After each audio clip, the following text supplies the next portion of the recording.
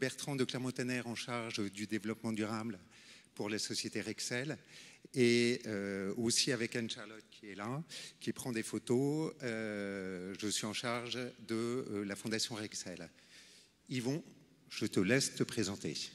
Donc, je suis Yvon Didlot, je suis en lien avec l'association Magdala à Lille où je suis bénévole. Magdala est une asso qui rassemble des personnes sans logement. Des personnes en précarité, ensemble on s'organise pour trouver des solutions. Je participe à l'aventure de Roubaix depuis maintenant 16 mois. Je suis intéressé par ce collectif car moi-même j'étais en précarité énergétique et j'ai pu m'en sortir. Merci. Donc la fondation Rexel a été créée en 2013 par Rexel. Rexel, on est distributeur de matériel électrique et aussi vendeur de solutions autour de l'énergie. Et il nous a semblé normal de se poser la question et de se dire il n'y aura pas de transition énergétique sans solidarité. Donc aujourd'hui, avec Yvon, on va vous présenter le projet de Roubaix qui s'appelle Énergie des possibles. En fait, ce projet, il a commencé il y a longtemps, il a commencé en mai 2017. En mai 2017, on a organisé ce qu'on appelle l'Innovation Day de la Fondation Rexel.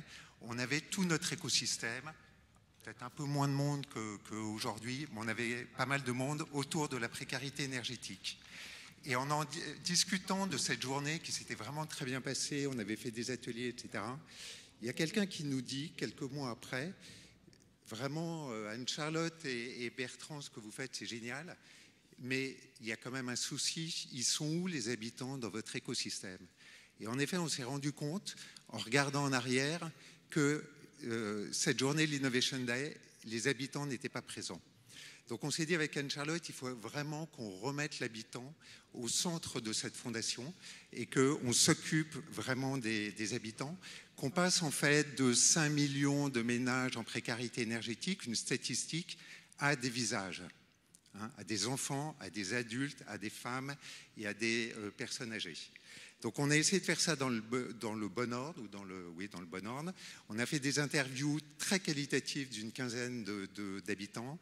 On a rencontré des experts et on s'est dit, en fait, puisque la précarité, c'est des problèmes de mobilité, de droit, d'accès aux droits, de travail, etc., plutôt que de vouloir solutionner les problèmes de facture, prenons une ville où il y a beaucoup de choses qui se passent, en l'occurrence Roubaix, mettons les acteurs d'un côté, les habitants de l'autre, Rexel, Fondation Rexel un peu au centre, et regardons comment la Fondation Rexel peut solutionner ou fluidifier les liens entre toutes ces associations qui font énormément de choses et les habitants qui ne s'en sortent pas.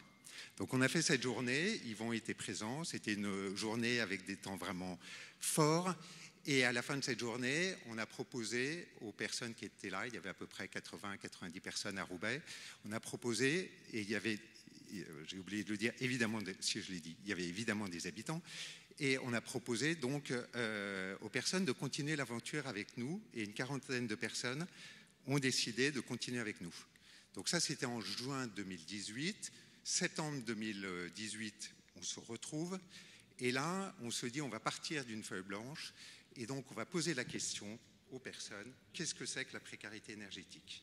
Donc, on avait mis d'un côté les habitants, de l'autre les, entre guillemets, les sachants, les experts, les acteurs. Et là, je laisse la parole à Yvon qui va vous dire ce qui est ressorti et qu'est-ce que c'est que la précarité énergétique. En gros, la précarité énergétique, c'est de se coucher dans une maison, dans la maison de ses grands-parents, dans la maison où on est né, avec une température de 11 degrés.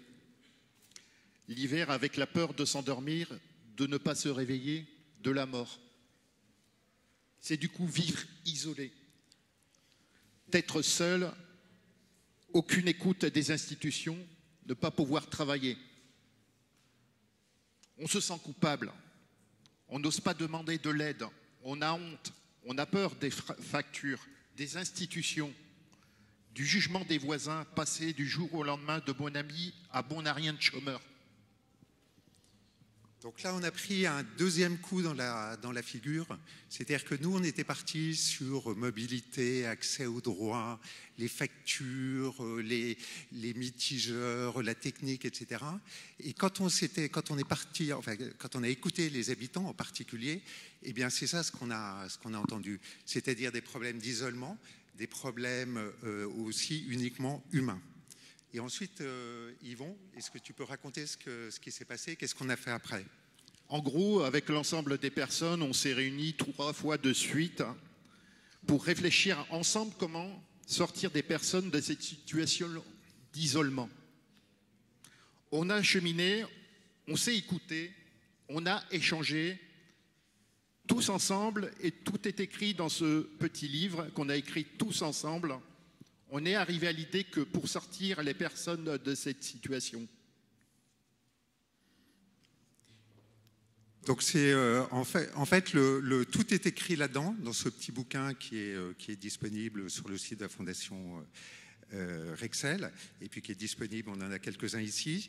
Et ce qu'on a décidé après ces 3 jours, c'est vraiment de créer un collectif. Et est-ce que tu peux expliquer ce qui se passe dans ce collectif et en fait pourquoi ces 35 personnes qui viennent d'horizons très différents ont envie de se retrouver dans ce collectif?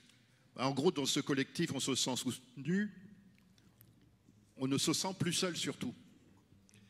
On sait que d'autres personnes ont vécu la même chose, sans se lamenter, on essaie de faire avancer les choses. L'énergie des possibles, c'est un nom percutant. On nous a toujours dit que c'était pas possible. À une époque, j'étais tellement dans mon monde, dans la précarité, que je ne voyais rien autour à part mes problèmes. Là, c'est un lieu d'échange, c'est un réservoir d'idées, les rencontres sont importantes. Ensemble, on est fort. Et du coup, les choses redeviennent possibles. Quand on est tout seul, on ne parle à personne, on n'est pas motivé.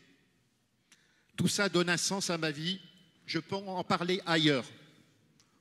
On a une fierté de ce qu'on est en train de faire en groupe, dans la joie et surtout dans la bienveillance.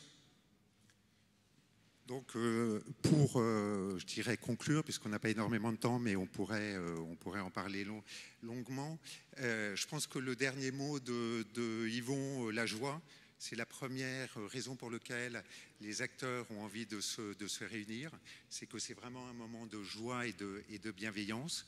La seconde chose de la réussite du collectif que l'on a fait à Roubaix, parce qu'on considère que ce qu'on a fait est pas mal. La deuxième chose, c'est le fait que les acteurs, les 35 personnes, viennent d'horizons très, très, très différents. C'est-à-dire qu'on a des sociétés, on a un consultant, on a un habitat social, on a des fondations, on a des start-up, on a des entrepreneurs sociaux, on a évidemment des collaborateurs de Rexel. Donc c'est un environnement très, très divers et surtout avec des personnes qui ont envie de réussir.